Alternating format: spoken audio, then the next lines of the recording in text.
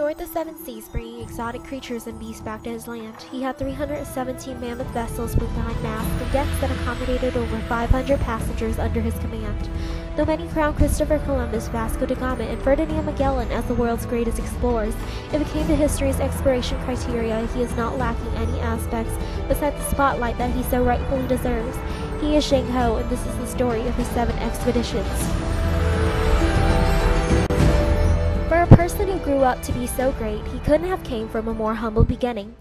Born to a Muslim family in 1371 on the small lands of Province Yunnan located in southwestern China, which at the time was under Kublai Khan's control, Zheng grew up as a Chinese Muslim whose father and grandfather went to Mecca. At 10 years of age, Zheng was selected by General Fu Yongdi because of his courage and vigilance to serve the Ming Emperor as eunuch, a class of loyal servants that accompanied the king. Once he endured the excruciating pain of castration by knife, he was assigned to aid one of the emperor's many sons, the Prince of Yan, who grew up to be Zhu Di. Due to his height and muscular build, he began training for military service at Nanjing, and soon he fought in many of China's civil wars alongside his patient, Zhu Di. After killing his nephew, Zhu Di rose to the throne in 1402 and procured the title of the Son of Heaven. At this point, since Zheng was there for Zhu Di before his reign ever started, there was a great deal of trust that bonded the two. Zhu Di entrusted Zheng with the responsibility to lead a fleet, a decision he will never forget because Zheng was not only loyal, he had expertise from his Muslim background, and his leadership abilities and organization skills were unparalleled. Being a eunuch, he was the first of his kind to receive such honor.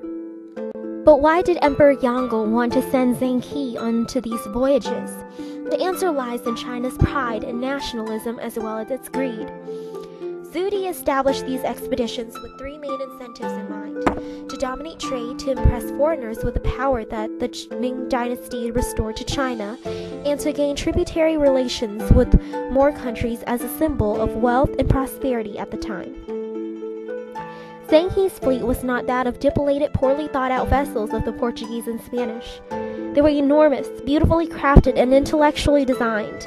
Treasure ships of undreamt size and sophistication, says Kevin Riley in his books, World of History.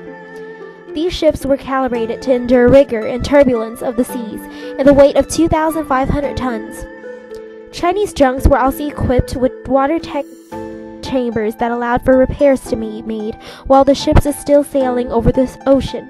The compartments were also storage for fresh water and fish to sustain the sailors. This pre-planning allowed Zheng's crew to indulge in grains, fresh water, salt, soy sauce, tea, alcohol, oil, firewood, candle, and charcoal. Contrary to Columbus's expedition, which consisted of flour baked with seawater and polluted drinking water.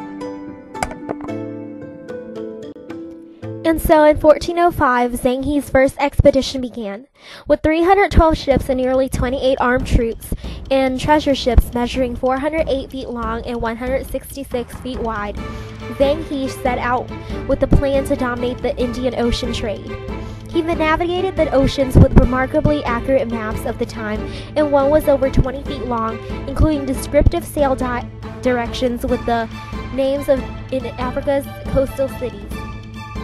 The fleet also had a complex coordination that involved flags, gongs, drums, and lanterns that facilitated the communication amongst the many vessels.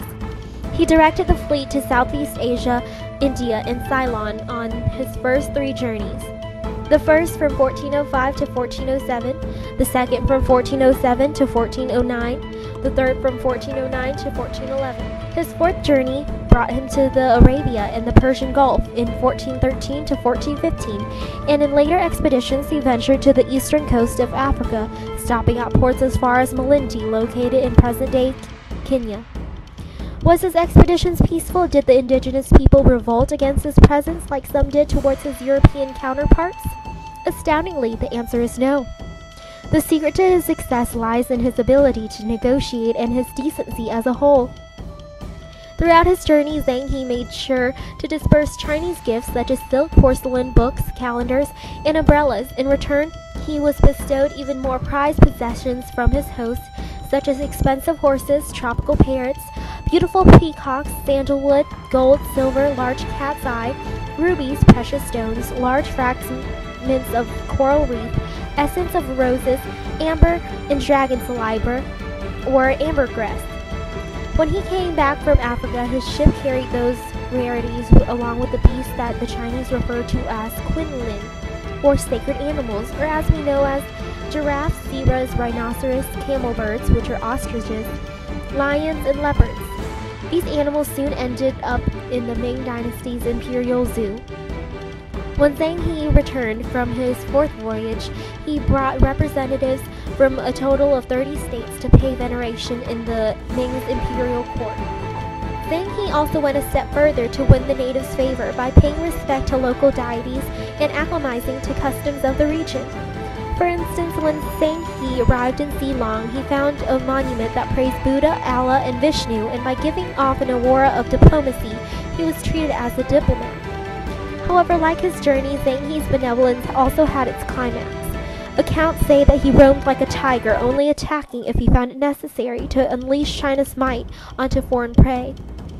Even the terrorizing monsters that roamed China's southeastern seas with their eye patches and hook arms couldn't stand a chance against Zheng He's cold-blooded suppression.